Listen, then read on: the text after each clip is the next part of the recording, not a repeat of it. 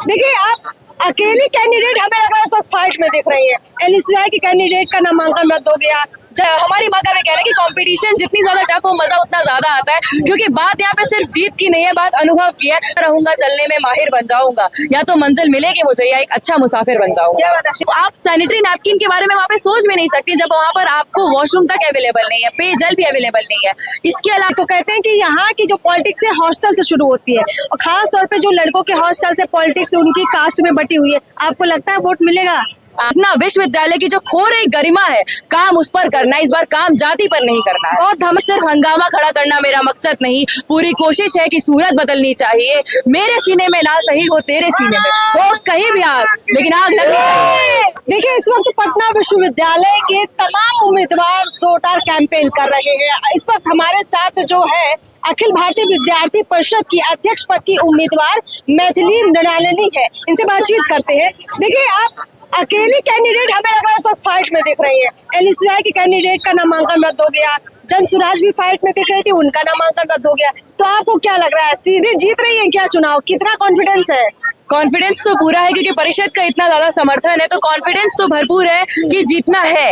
और रही बात कि हम इतना मानते हैं कि कभी भी अपने प्रत्याशी को कमजोर नहीं समझना चाहिए, लेकिन at the same time confidence में कहीं से भी बिल्कुल भी कमी नहीं है, क्योंकि परिषद का बहुत ज्यादा समर्थन है और हर जगह से है। देखिए, इस बार कन्हैया कुमार के आने से एनएसयूआई काफी स्ट्रॉन्ग दिख रही थी कैंपस में। ठीक है, अध्यक्ष पद पर उनका कैंडिडेट नहीं है, तो आपको थोड़ी राहत है? क्या लगता है, अगर फाइट पे होती है एनएसयूआई तो थोड़ी दिक्कत होती?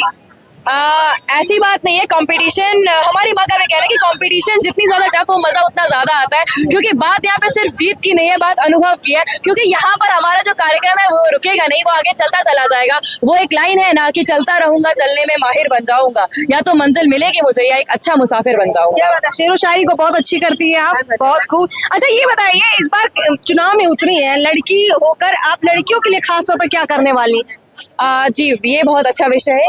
देखिए, ये अलग अलग कॉलेजेस के हिसाब से वैरिड होगा। जैसे इस कॉलेज में अगर आप देख लीजिए, पटना विमेंस कॉलेज में, तो यहाँ पर इंफ्रास्ट्रक्चर की, सैनिटेशन की कोई ऐसी दिक्कत नहीं है। एक वेंडिंग मशीन की दिक्कत है, जिसे ऑफकोर्स पूरा किया जाएगा। तो यहाँ पे लड़कियों की जो और बेसिक नेसेसिटीज होंगी एकेडमिक्स को लेकर के, उस पर काम किया जाएगा। वहीं पर दूसरे कॉलेज में, चाहे वो आर्ट्स एंड क्राफ्ट कॉलेज हो गया, तो वहां पर काम किया जाएगा कि वॉशरूम की व्यवस्था बिल्कुल भी नहीं है। मतलब आप सैनिटरी नैपकिन के बारे में वहां पे सोच भी नहीं सकती जब वहां पर आपको वॉशरूम तक अवेलेबल नहीं है, पेयजल भी अवेलेबल नहीं है। इसके अलावा जो गर्ल सेफ्टी है, उसके मुद्दे पर बहुत ज्यादा काम किया जाएगा, क्योंकि जिस हिसाब से कैंपस के अंदर गुंडागर्दी बढ़ रही है, तो ये बहुत ही नेगेटिव इन्वायरमेंट जो है वो हमारी लड़कियों के लिए क्रिएट कर रहा है। कहीं ना कहीं हमारे जो पेरेंट्स है वो संकोच कर रहे हैं लड़कियों को यहाँ पे भेजने में, और इसी संकोच को दूर करने के लिए कोशिश ये भी रहेगी, अगर संभव हो पाया तो बस ट्रांसपोर्टेशन की जो सुविधा है हमारी छात्राओं को वो मिले।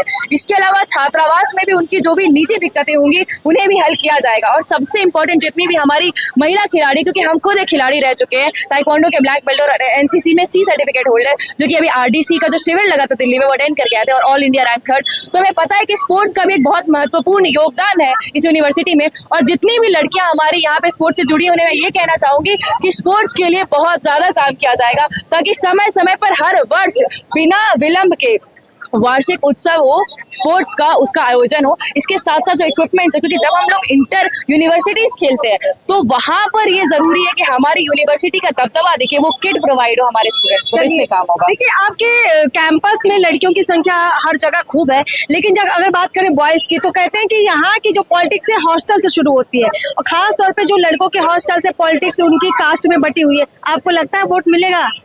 जी, ये बहुत अच्छा प्रश्न है। तो इस बार हम चाहते हैं कि ये जो चुनाव है ये बदलाव के लिए चुनाव लड़ा जाए। ये जो चुनाव है ये घिसी पिटी प्रथा को, परंपरा को कंटिन्यू करने के लिए नहीं लड़ा जाए। इसीलिए इस बार जातीय समीकरण से ऊपर उठ करके ये जो फ्रीबीज का सिस्टम है, ये जो मानसिकता है, एक रॉटन मानसिकता जो है, इससे ऊपर उठ करके चुनाव लड़ने की बारी है। और इस बार जरूरी है कि छात्र वैसे कैंडिडेट को वोट दें जो कि सही में उनके लिए काम करे, क्योंकि इसके पहले छात्रों ने वोट दिया है और जातीय समीकरण पर ही वोट दिया है और रिजल्ट उनके सामने है। इसीलिए चाहिए कि वो इस बार इससे ऊपर उठे और ये सारी राजनीति को पीछे छोड़ते हुए एक बदलाव की हुंकार अपने सामने लाए। और जो रामधारी सिंह दिनकर जी की जो एक शायरी है कि सिर्फ हंगामा खड़ा करना मेरा मकसद नहीं, पूरी कोशिश है कि सूरत बदलनी चाहिए। मेरे सीने में ना सही हो तेरे सीने में हो कहीं भी आग, लेकिन आग लगनी चाहिए। भारत मातरम।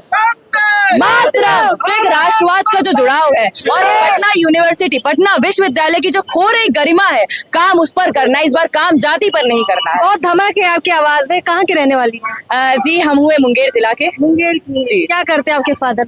हमारे पिताजी एक टीचर हैं गवर्नमेंट स्कूल में, और ये काफी ज्यादा हमारे लिए हर्ष का विषय है कि हमारे पिताजी, हमारी माताजी इतने ज्यादा सपोर्टिव हैं कि इतने हम्बल बैकग्राउंड से बिलोंग करने के बावजूद भी, क्योंकि हमारा कोई पॉलिटिकल बैकग्राउंड नहीं है, उन्होंने मुझे इतनी हिम्मत, इतना समर्थन दिया। क्योंकि आपको बेहतर पता होगा कि दबाव कई प्रकार के थे, बट उसके बावजूद भी अगर हम यहाँ पे खड़े हैं तो पूरा हमारे माताजी और पिताजी का इस आशीर्वाद। साल बिहार विधानसभा चुनाव भी है, तो ये पॉलिटिक्स बस यहीं तक होगी या आगे भी नेता बनने का इरादा है?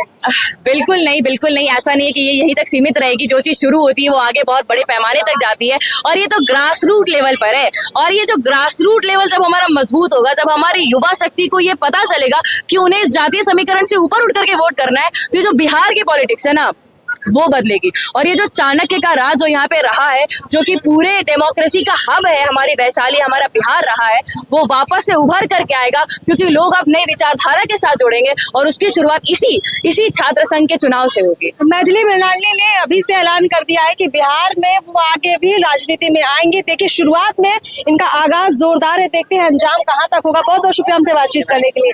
तो इस खास बातचीत में फिलहाल इतना ही, और भी कैंडिडेट है जिनसे बातचीत करेंगे। नमस्कार।